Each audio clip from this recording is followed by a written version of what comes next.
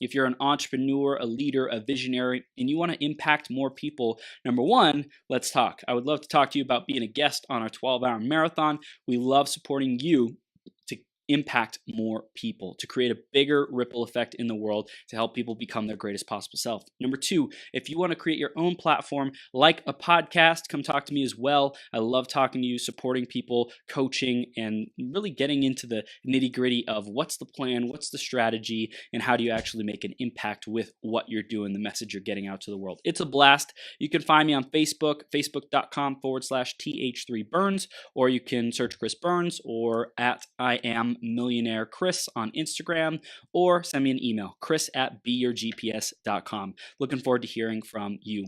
Next up is going to be the iTunes review of the week. And this week it's by Chaim K. I believe that's how you pronounce that. I'm sure someone will teach me how to pronounce Chaim. Chaim, I believe that's it. Like a nav system for your soul. This podcast is aptly named GPS. The majority of men and women lead lives without a map or an overview of the big picture. This podcast will help you navigate through life and truly become your best possible self. Thank you so much, Chaim. I appreciate you. And if you want to give us a review, go to beyourgps.com/iTunes or search Becoming Your Greatest Possible Self on the iTunes store and give us some feedback like that. Again, I appreciate you for tuning in. Anything you want to share with us, what you love, what you want to see even more of in the future, that really helps us to know that, okay? I'm going to introduce Dr. Gary Salyer in just a second. Before that, grab a piece of paper, grab a pen, because he's going to share gold with you on how to really succeed in your relationships, in connections, in intimacy, and truly tapping into your love. Receiving love, creating it for yourself, and creating it in the world around you. So make sure you stay tuned from start to finish, because you never know what one idea can transform the rest of your life. Let's introduce him, and then we'll bring him on the screen. After Dr. Gary Salyer's first divorce, he vowed that his next marriage would be different. So, when his second marriage crumbled almost a decade later for nearly the same reasons, he was devastated. He felt like an utter, complete failure. But rather than give in, he was determined to find another way. He committed to not being that guy who bounced from marriage to marriage, never really learning anything. That wasn't him. So he dedicated himself to doing the deep research about all things love. He read, researched, and furthered his education in the field and talked to experts and people he loved. Most of all, he did the deep transformation work that unlocked his heart and released his soul to love, as he has always imagined and knew he was capable of. And we are blessed to have him here with us today. Gary, are you ready to rock the house, sir? I'm ready to rock the house. Boom, we're now live and rocking the house, man. I even took off my jacket because I realized you're cash and so shall I. That's right, man. It's greatest possible self. So whatever is comfy for you, man, that's how we do it. And I really appreciate you taking the time, Gary. I know you got a book that you're super excited about, and we want to share about that with the audience. You're helping people, empowering them in the area of love. And we just really appreciate you being here to share with our audience about your message and your wisdom, man. Thank you. Thank you. I'm really happy to be here, Chris. Awesome. We're going to rock it today. Yes, we are. Absolutely 100%. And let's dive right in. The theme of today is live events that change lives. So, Dr. Salyer, how has that impacted you, live events, either putting on your own or attending live events? What's your perspective? Well, live events basically prepped me for writing the book. When you're teaching live events, it's, there's a tendency at first to throw the spaghetti against the wall, and you find out what works, what doesn't work. Yeah. In fact, the very core of my book is like 4 feelings. And I didn't know that was the best way to talk about it until I was speaking on an event called the Great Love Debate. And one day I made a mistake. I always talk about 6 rights as the lead. And one day I made a mistake and I said, would you like to know about the 4 feelings? Oh man, I said it wrong. So I did it. I got a standing ovation. I'm going, well, that's different. I went back to the rights, the 6 rights, and there was interest. Then I thought, well, I'm going to go back. Wow. And after 7 shows where I had these standing ovations on the 4 feelings of secure love, I said, note to self, middle of book looks different. Definitely. There's nothing quite like feedback from your people, Mm. what they need, what they don't need, how to say it, how not to say it. You got to have that to write a great book.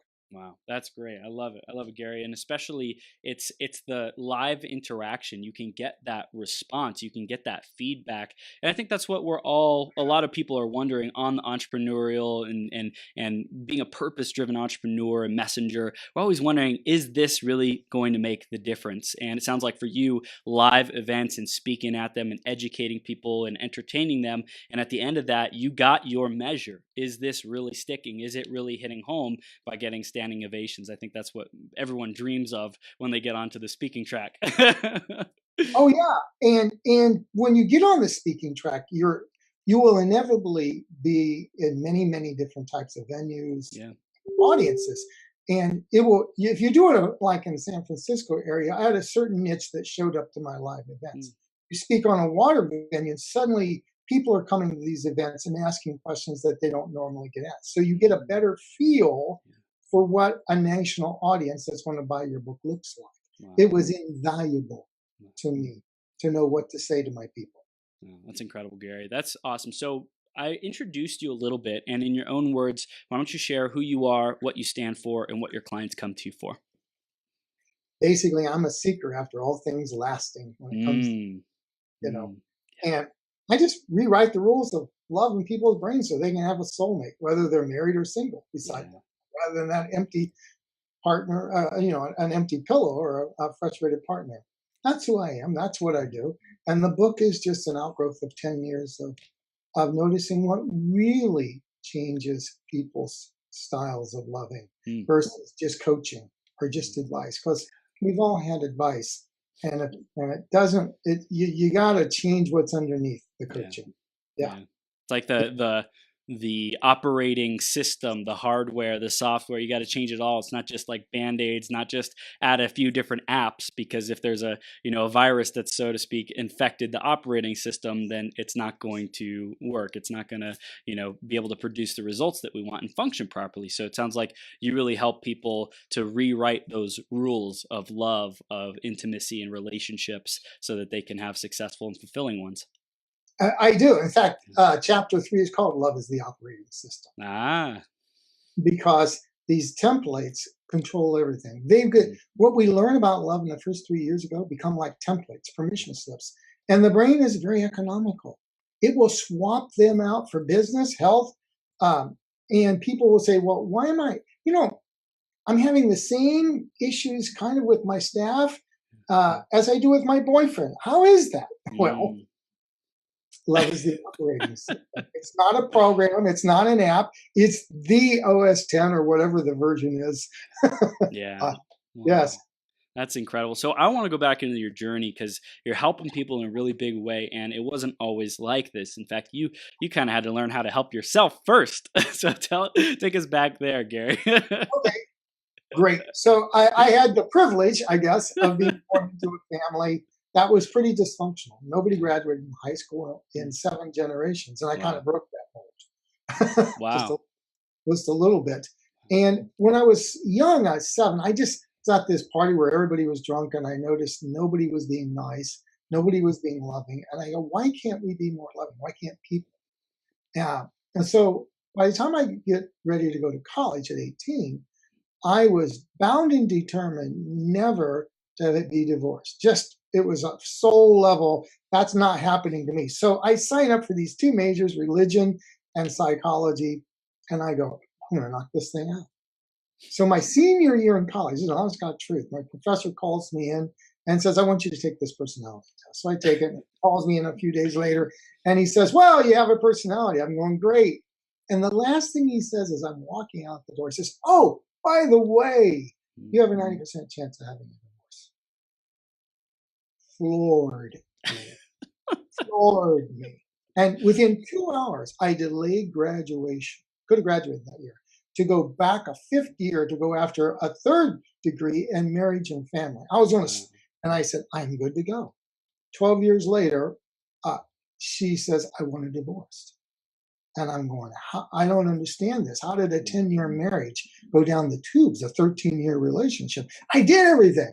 So I double up and I do 7 years of therapy, do a bunch of reading and workshops, and I'm good to go. Get married a second time, and 4 years later, this thing parks itself out front my house again, and I'm going, I don't understand this. I've done the therapy. I'm not the guy that didn't. I've done the degrees, and then when I noticed it was still showing up in some of these dating relationships, I realized that therapy, while it doesn't do much good, had not changed my core style of relating. It was the Groundhog Days. And that's when I said, if therapy can't do it, then I will crack the code. And I dedicated myself to finding what will really allow a brain to choose, pick, keep, and maintain a lasting love. And so I had a pretty good idea of what was BS and what would really work from my own experience. And I did the research, and it came out in the book, Safe to Love Again.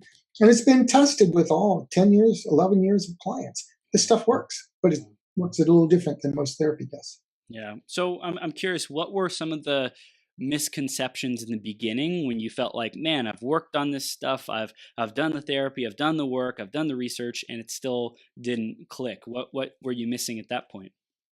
Well, what it is, we know from attachment that we have a certain love style. And that's programmed between 0 and 3, right? And and what I argue is these deep feelings that tell us whether we're welcomed in the world or not. Wow. Whether we're worthy to have our needs or we feel unworthy. Whether we feel cherished and protected or we feel unprotected. Or whether we feel empowered or disempowered. And it turns out that if you have welcomed and worthy and cherished and empowered as your baseline feelings, you will choose people who will make you feel that way. It's a right to feel this way. You get it right. And you will navigate a relationship in a way that gives and takes this feeling, and that creates lasting. The problem is when you're giving some of those other ones, they too will run the show. Love is the operating system. So if you feel unworthy, you'll find someone that's a taker. If you feel disempowered, you'll find someone who matches that right. You will find someone who disempowers you. And what therapy does, it gives you really nice explanations and better stories, better analysis. They even give you labels. And labels of $5 at Starbucks might get you a coffee. And most of the labels you could just substitute and say, I'm screwed. Now, if you can swap out those baseline feelings so that you feel welcomed and worthy and cherished and empowered, now your brain has a different GPS for love. Remember chapter 2 is the generation without a GPS for love? We want to swap out true north for that false north. We want that. And it's a matter of, and what most therapy does, it works more with the prefrontal cortex rather than these deep feeling states located way back here. It's about changing the feelings. And is the prefrontal cortex, would you say that's the labels, it's the identification, it's the logic of relationships, and then there's the emotional side, which people are not aware of? They don't have like the emotional intelligence to know what's running the show, or what would you say is missing with that? Well, the prefrontal cortex is the part in the front that came on board for me. It does abstract thought. It says, "Hi, I'm Chris," Right. And it says, "Hi, I'm a super rocker," right? Or however you call yourself. And it comes up with explanations. It comes up with something called beliefs. All beliefs are explanations. You know how the transformational world says it's all due to a limiting belief? Yeah. Well, limiting beliefs come on at 3 when this thing does to explain in the hopper these 4 feelings, or these not so good 4 feelings. So stories, limiting beliefs, all that stuff is what comes online. Yes, they need to change. But if you don't change what they're explaining, if you don't explain, change the story, those feelings are what drives the bus. And that's the deep work. Knowing you have a right to feel worthy, a right to feel cherished. And when you feel that, you pick better. And I know from working with couples and both singles, they will, if once you change out unworthy for worthy, they just stop picking takers. They just do. You don't do as much dating coaching. They don't go looking at the list they're using their feelings to navigate those first few coffee dates or those first few dinner dates versus, oh my God, I hit the jackpot. He's a doctor. That doesn't predict. Nope. That doesn't predict. Oh, he made me feel so welcomed and worthy and cherished those first 3 days. Bingo. Now we got to keep her. Yeah. Yeah. Yes. That's gold. So I think what I'm hearing is a lot of people sort people without unconsciously into labels, into classifications, into what they think a title or something like that will make them feel, but they're not getting to the feeling directly that is actually the most important thing for them to have a great relationship. Exactly. Like one client, comes in, she goes, the first weekend, she goes, I've hit the jackpot. And I said, okay, what's the jackpot? Oh, he's an attorney, right? He needs 6 right? Woo, 6 an attorney. Now, this guy treats her like crap, right? Yeah. And it doesn't go anywhere. Now, we do some work and we swap out some of these feelings. And the next time she picks somebody, but she doesn't say, there's 2 guys. One's an MD, right? And the other guy shows up. He's got one of these Hawaiian shirts. He's a little pot-bellied. He's going a little bald like some of us. Yep. And as she dates both men, she goes, he makes me feel wonderful. I'm so welcomed and worthy and cherished and empowered with this guy. And then so she goes, she picks Mr. Right instead of Mr. quote unquote jackpot.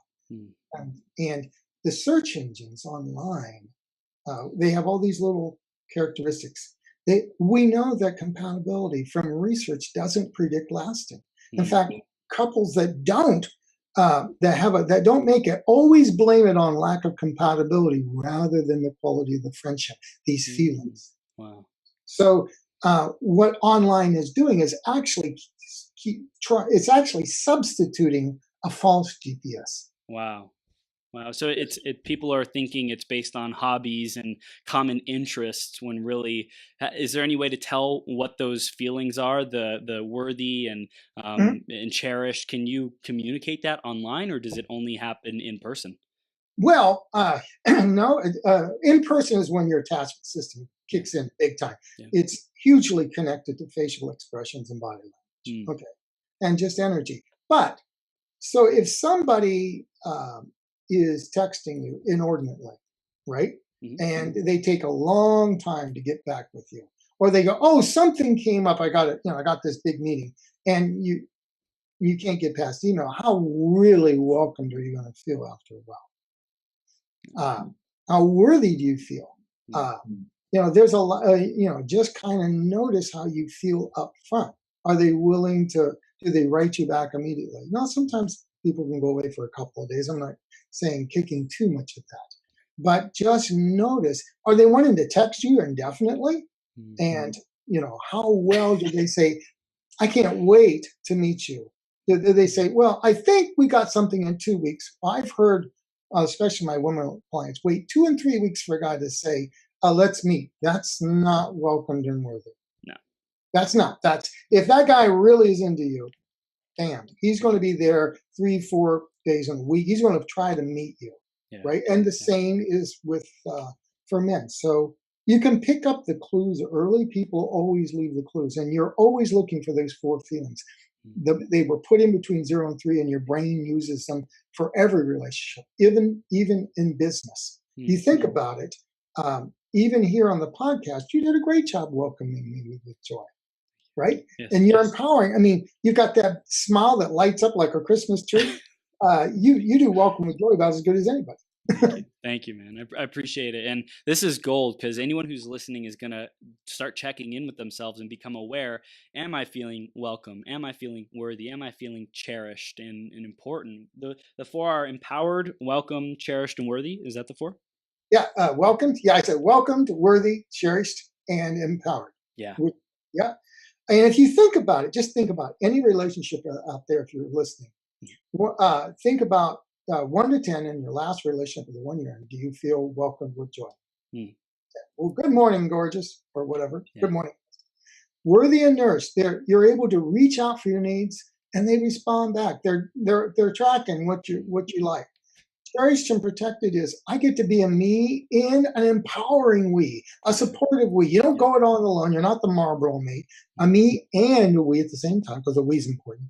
And then do I get to create my own experience and have a voice? That's empowered. Mm. So 1 to 10 on all those. If you're missing one of them, you're probably thinking, there's a few things we could work on here. Maybe a book, maybe a workshop would be in order. 2, and you're thinking, what's my best friend's therapist number? And then 3 and 4, you're in a toxic relationship. Yeah. And if you think about it, you can have, all your little list. Yes. Do they do Pilates? Yeah. Have they read Dostoevsky? Yes. Are they 6'2"? But I don't feel welcome, worthy, and cherished. Who's going to feel loved? Mm-mm. Nobody feels loved. No. It's the feelings and couples can use this to say, oh, that's what's wrong. I was out with a couple, and they asked me about the book, and I just told them the 4 feelings, and they looked at each other and said, we don't do such a great job with welcome with joy, though we do the others. And, it's so easy to see when you're using the feelings. It's less complicated and it's more accurate. That's incredible, man. I think it's cool because it sounds like there's hope even for people who aren't a complete match on all these 4 feelings. Like if it's not a 10 out of 10 on all of these, would you say that there's still hope if a relationship can be salvaged? Oh yeah, yes, there needs to be some alignment. I'll grant you that. There needs. If somebody wants to live in a teepee and another wants a 5,000 square foot lawn, unless you have a very large, open roofed front room where the teepee goes in, it's not going to work out. Yes, there's some alignment, but in terms of, people can be very different. But if they have a great marital friendship defined by these 4 feelings, that's it. The research shows that 70% of men and women, they're looking for a quality friendship. That's what tells them they're happy. What tells you, nobody feels great friends if you don't feel these things. So it's important to realize that you can do without Dostoevsky. You really can. Do they have to do Pilates and salsa dance? If salsa is one of your top 3 things, you can have 3 or 4 things. But when I've had women come in with a standard list of 64 criteria that they ran through Match.com. I mean, it looked like some sort of NASA printout. And I talk about that in the book. That won't predict. That just does not predict. So you mentioned friendship as a key, a cornerstone of a successful relationship. What about like physical attractiveness? In the book, I kind of assume that people, I didn't get into that much because I had to assume that that was something that would be given. Okay. There's more so for men than women. I mean, if you talk to any really a matchmaker, they'll tell a woman, hey, you could grow. This guy could grow on you. They'll tell her, go out 4, 5, 6 times and see how it is. Now, for a man, they won't even go down that road. They'll say, oh, not attracted, fine. And that's our visual processes are double that of a woman's. Well, her emotional memory is double the size of ours. You want to track it down? It's basic neurophysiology. Wow.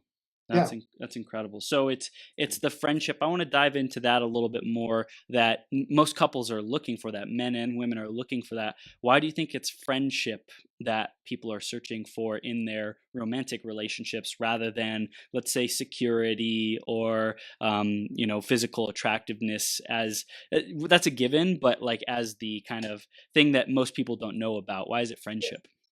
Well, after the initial attraction, it's friendship because there's a lot of people we could be attracted to, but we want the one that's going to have our back. Friendship is what, when you have 2 me's that aren't friends, then you don't have a we. What you inevitably get is a conflict or even a war. Yeah.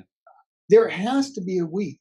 Nobody wants to be a we with an enemy. That's, when you're a we with an enemy, there's a Greek mythology for that. It's called Trojan horse.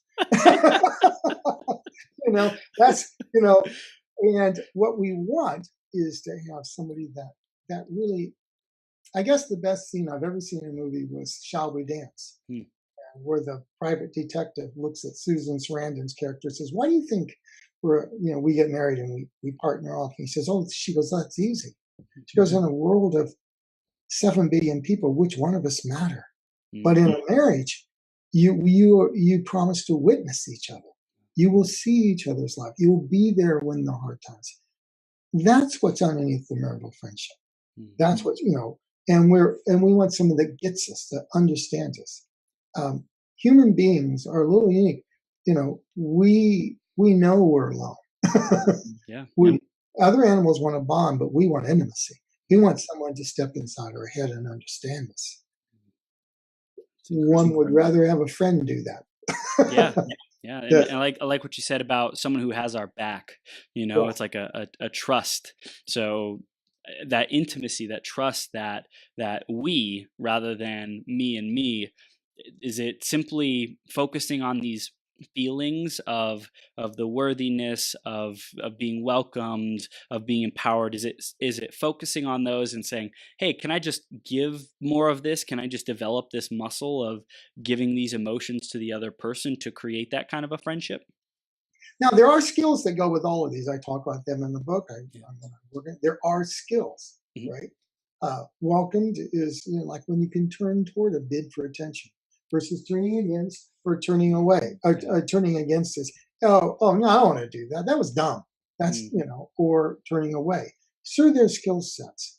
But the real key here is, when someone has our back, it just naturally, we know we're cherished and we're protected. I was dealing once with a couple for business. Usually I do, but I was referred working on her, something for her in business. And she said, I have a soulmate for 25 years. And when she showed up for the VIP day, guess who wants to show to be of support?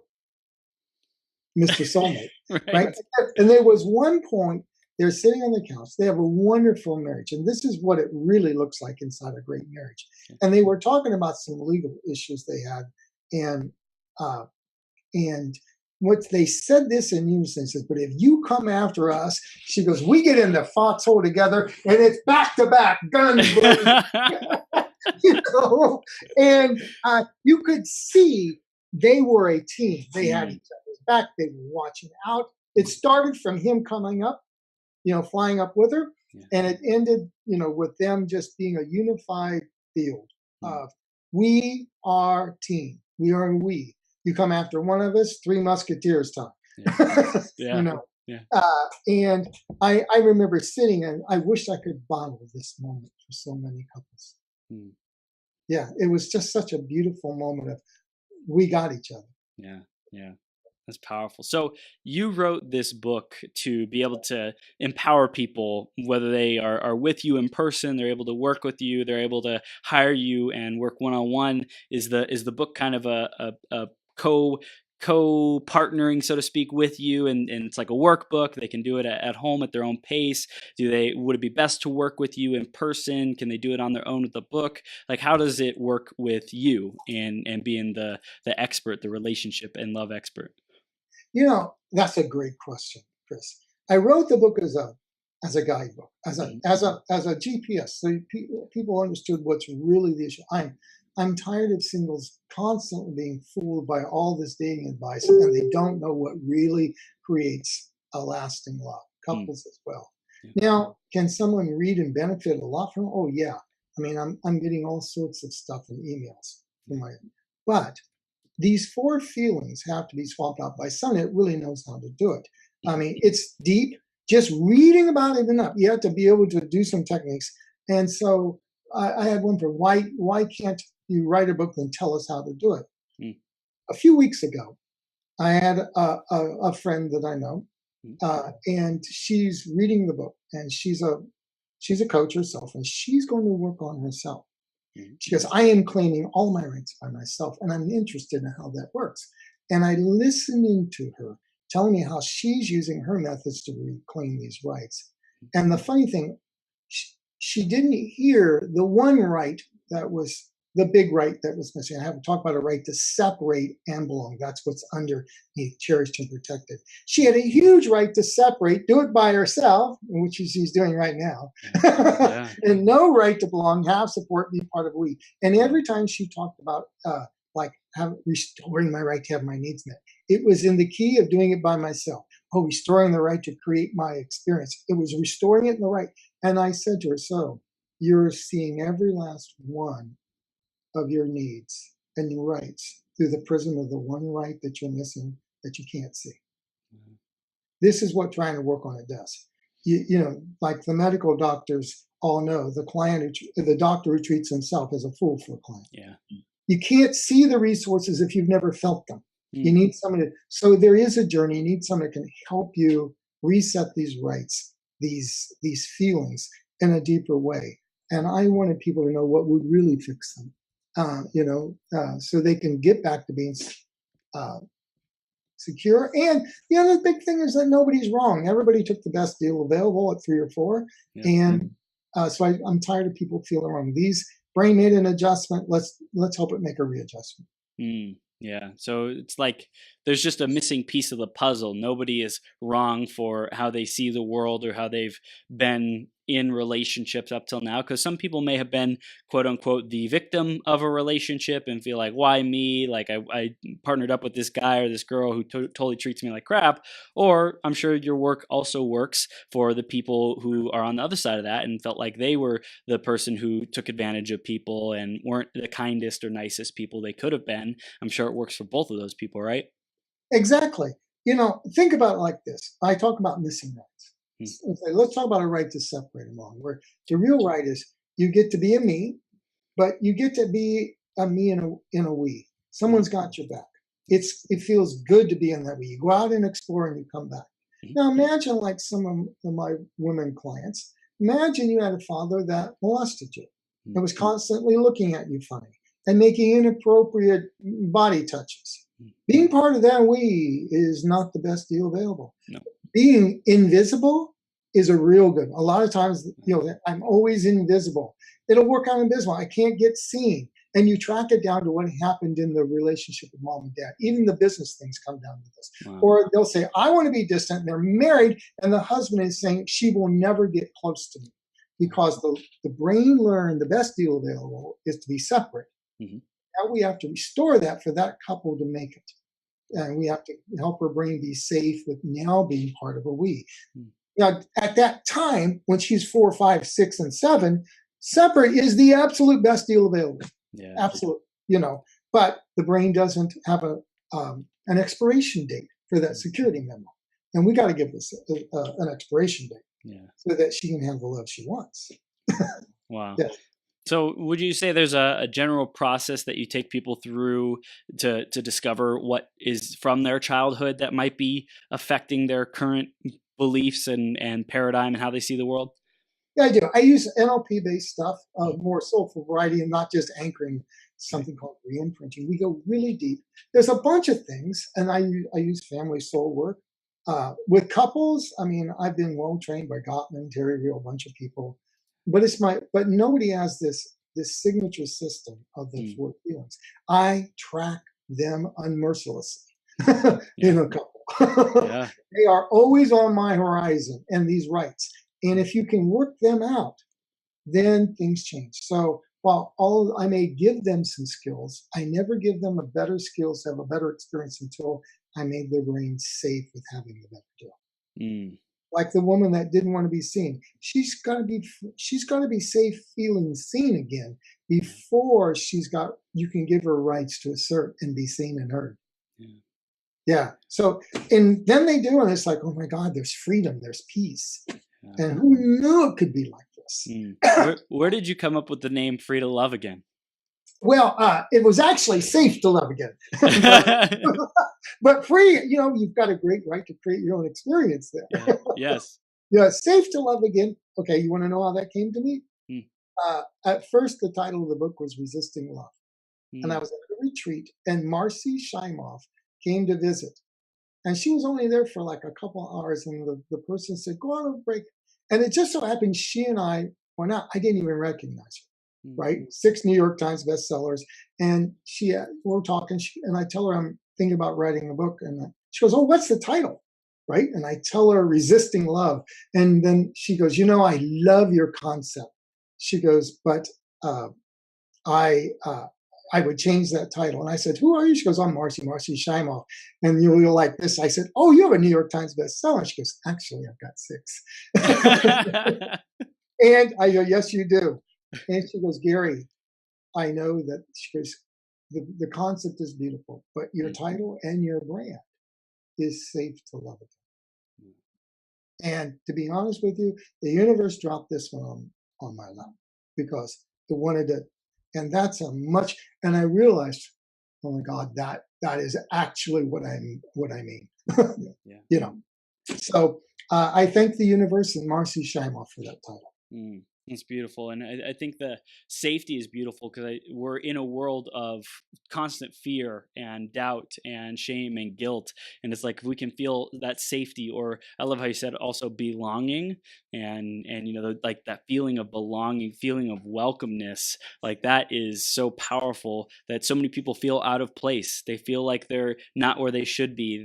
They're not clear on who they are, what they stand for, or if they're on the right path. And it's like, if you can feel at home and like you belong and feel safe, especially in one of the most important areas of our life, an intimate relationship, that's like one of those key pillars of life. And I'm sure it's why you've dedicated your life to teaching people about it and helping couples and individuals to have their breakthroughs and create the love that they desire. Absolutely. And safety is huge in relationships. There was an experiment where women were brought in and they were given electric shocks. And the way it worked, they were given electric shocks, seeing how that was. Then they were brought in with their husband. And if the husband, they did not have a good relationship with the husband, there was no noticeable calming effect. Sometimes it even was worse. But if they were in a great relationship with their husband, their physiological response lowered. Wow. Just holding hands while you're getting an electric shock. Hey, my hero is here. Wow. No bad can happen to me, right? And and the funny thing is you can show, when you're working with couples, you can do this test. If they are really out of sync and they're not emotionally attuned, the women will have these fluctuations, right? But if you do the work and now he can become more emotionally attuned, suddenly where he had no physiological effect, he now does. Holds her hand. She knows emotional attunement is what makes that woman, and for us as men as well, feel safe. So when we can give and take these 4 feelings and attune, oh, she needs welcome, or he needs protected. They need empowered. You can tune to what they need in the moment and give them that feeling. Safety is what is the big picture we feel, physiologically, right down to the core of our guts. I know there's a lot of entrepreneurs and business owners who are tuning into the audience, and typically they have challenges with finances. What would you say are some of those like hot buttons or things that get triggered when people are struggling with finances in a relationship? Okay, I could tell. What if I mentioned a little broadly as in terms of the entrepreneurial business model? Yeah. Okay, I talk about these 6 rights that give you 4 feelings, right? Okay. So when somebody isn't welcomed in the world, they don't have and they don't have a right to exist. They withdraw from the world. They tone things down emotionally. These people, if they go into business, they'll not only be hard at attuning in a relationship, they'll be horrible at client care. Now, if they don't have a right to have their needs met, means they can give and give and give, but they can't take. These will be the people that never charge their value, or they're always given freebies and they wonder why they don't have any money in their bank accounts in business. If they don't have a right to separate and belong, they'll do either one of 2 things. They will never get the VA support or even sometimes the coaching to go to the next level. Or if they do hire VAs, they'll be the sort of people that flake on them. I had 4 7-figure clients. We had that, and they all had money. They had worthy, but their staff would flake on them in the middle of a launch. Wow. And they said, "Oh, this is like my boyfriend. What's going on?" Yes, indeed. Love is the operating system. Wow. If you have a hard time creating your own experience, Mm. Marketing is all about creating an experience. You'll have a horrible time trying to market if you don't have a right to assert. Good luck getting on stage. Wow. And if you don't have a right to love and be loved, these are the people that if they do manage to get a standing ovation on stage, they will walk off as soon as in. You've seen people that won't take it in, right? Yep. Yep. They can't create a raving fan club. Wow. Now, so these every time I've worked with an entrepreneurial woman on love, she has gotten a better business because these always track. Suddenly, if they're charging their value, suddenly they're getting the support they need. Suddenly, a raving fan club is great, or they can speak where they couldn't. These things always get swapped out. So there is a direct overlay between love and business, about 85-90% from what I can think. That is incredible, Gary. Oh my gosh. I love how you're like pinpointing it to like our language too, like creating those raving fans, being able to receive that round of applause and getting paid what we deserve. This is gold. Whether people are, let's say, struggling in relationships or their love life, or they're struggling in business, it sounds like you have this incredible methodology and work that you do to reprogram their feelings and how they see the world to step into their worthiness, to step into their deserving and their belonging, and really create a much better life, man. It's beautiful. I had a friend that read the book, and he's a business coach, very high placed business coach. I won't mention his name on here, but he makes over $5 million a year. Yeah. And when he read the book, he just delivered a speech to about 250 business people saying, "You need to read the book." Mm-hmm. I was floored by it. He says, because these 4 feelings are the center of your business. He says, you have to do staff meetings this way. Because he says, I began to realize I'd walk into staff and say, you need to do this, not thinking they had 17 other things on their plate, and I gave them no choice. No wonder they resented the task. Yeah. Or he says, if you do an event and you don't do these 4 feelings, then the people that had a wound in the 2 that were missing in your event won't buy from you. You have to do it in your offers. You have to do it in your events. And he's absolutely right. Everything we do, if your brain is looking, we're all humans. We're all looking for a relationship. Business is real.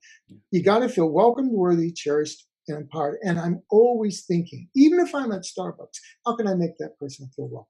Mm-hmm. Train your brain to get these 4 things, and you will be better at relationships. You'll get lasting love, and your business will soar.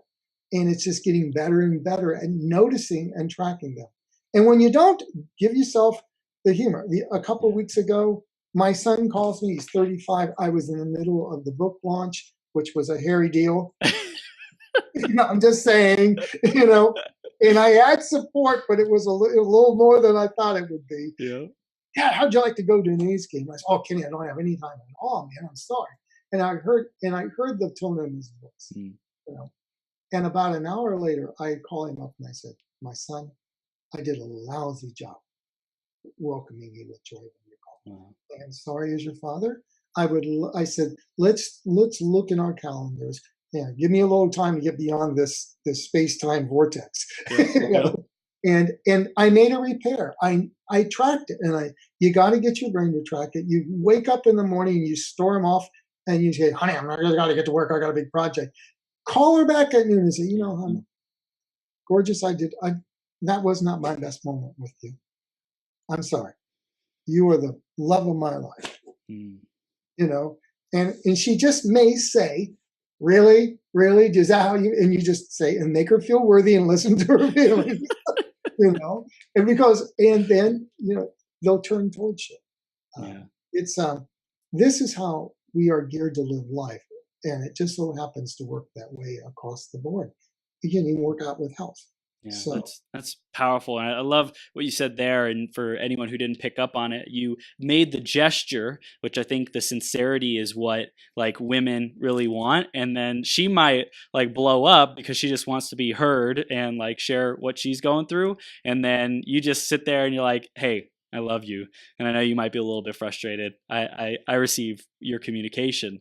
And it's like, I think a lot of people make the gesture of sincerity. And then when they experience resistance or someone like being angry, then they like back off, or then they get aggressive to overcome it. And it's just like, don't fight it. Just let the person vent and say, I know, I get it. Thank you for sharing.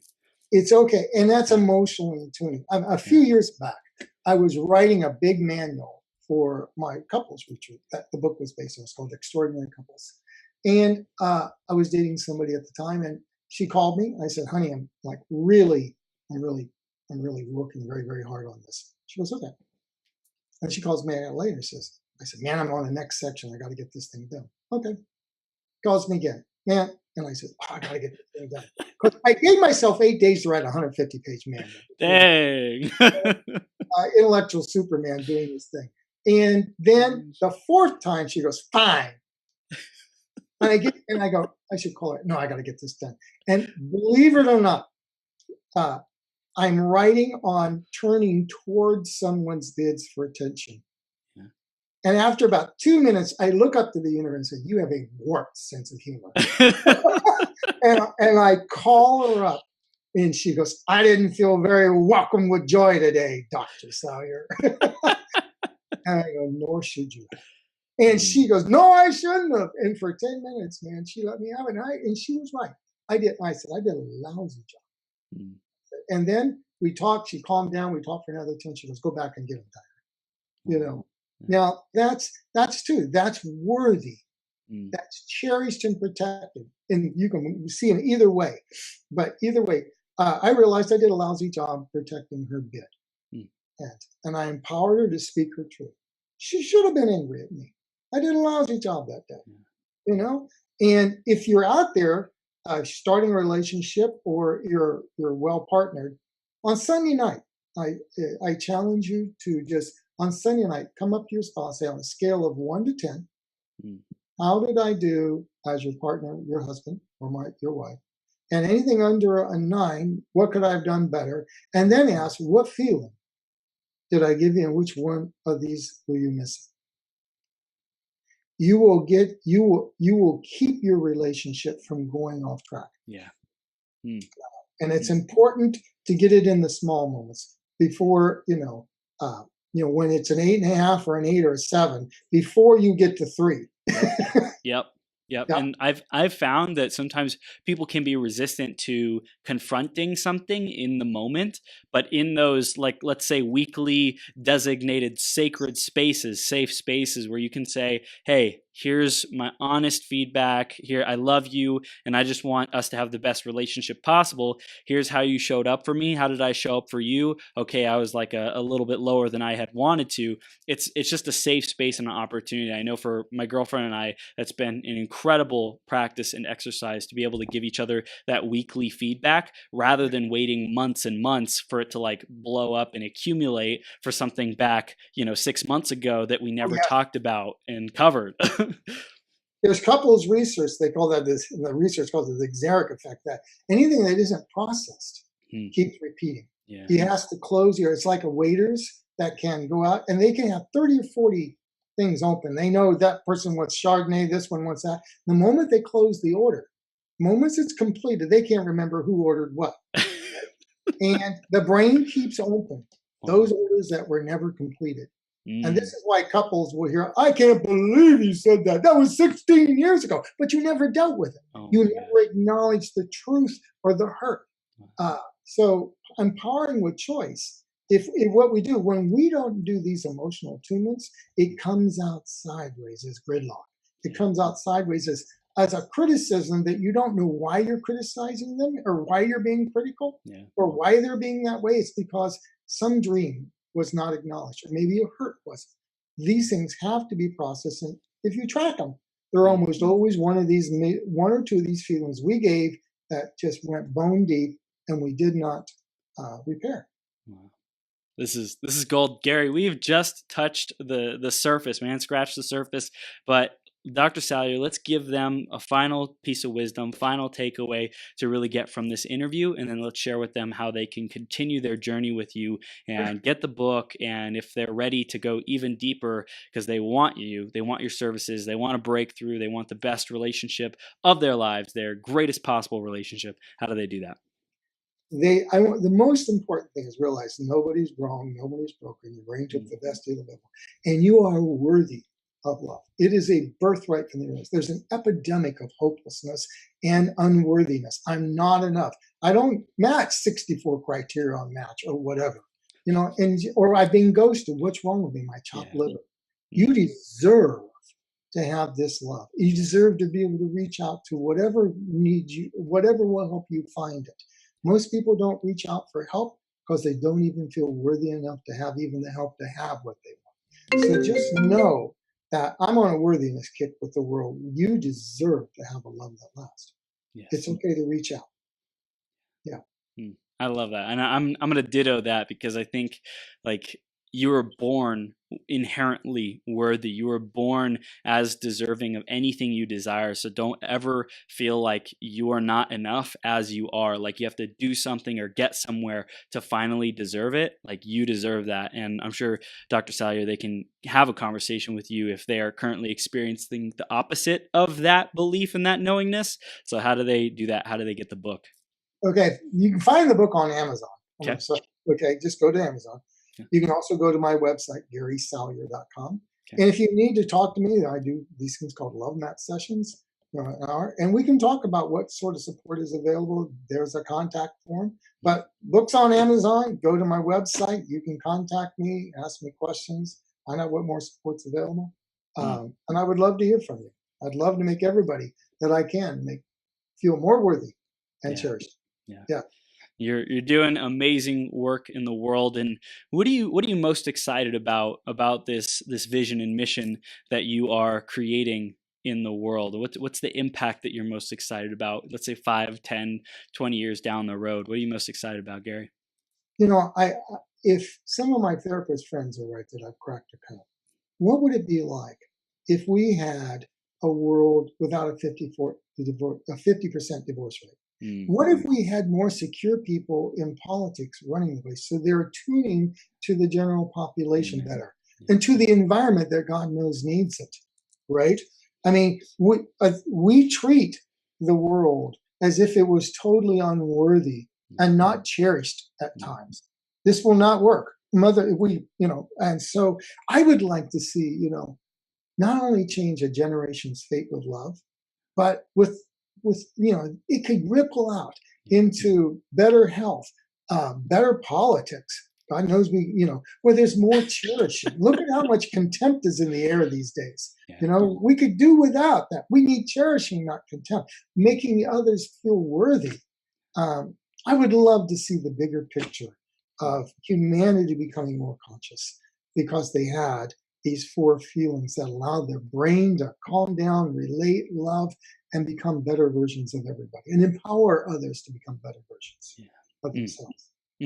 That's Dr. Salyer, you are creating that. You are being that, and I feel it. I see it. I know it. I believe it, and I 100% support it, and it's absolutely incredible. I love the work that you're doing, and I'm excited to see your book flourish in the world because it definitely needs it. We definitely need your work and to empower people with this awareness of these feelings and emotions as well as these rights, just to be able to go in there and rewire things so that we can truly be happy and fulfilled that we should have been, but somewhere went off track. You're here to get us back on track, man. Thank you. And I want to thank you for empowering me to get my message out today. Thank you. I have totally enjoyed this, Chris. I mean, you guys could go out, have a beer or tea or whatever, and you're doing not only welcome, but you're empowering us all to get our messages out so we can become an even brighter light. And I want to thank you for helping me get my light into the world, and hopefully that I'm helped you. So I appreciate the man and the soul that I see before me. Big job. Great job, and I'm a big believer in you, man. This was totally soulful and wonderful. Thank you, Gary. I love you, man. Keep up the great work. Okay. You too, man. Love you too. See you soon. Bye bye.